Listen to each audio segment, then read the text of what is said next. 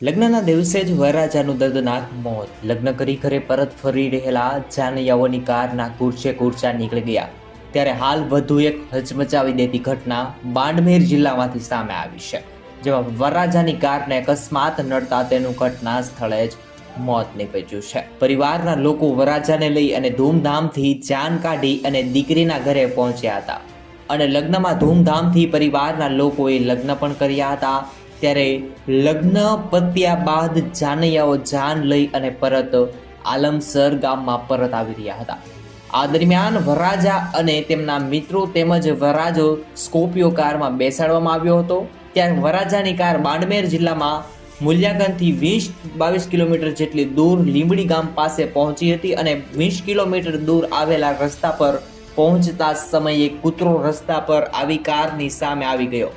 તેના કારણે ભયંકર અકસ્માત સર્જાયો. અકસ્માત એટલો ભયાનક થયો કે કાર 3 થી 4 વાર પલટી મારી અને ખાડામાં જતી રહી.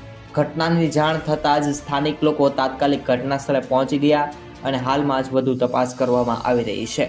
વરરાજાના નાના ચેતન રામ અને તેમનો મિત્ર જાગેન્દ્ર દાનનું ઘટના સ્થળે જ મોત નીપજ્યું છે, તેમજ ઘાયલોને સારવાર અર્થે નજીકની હોસ્પિટલમાં ખસેડવામાં આવ્યા છે.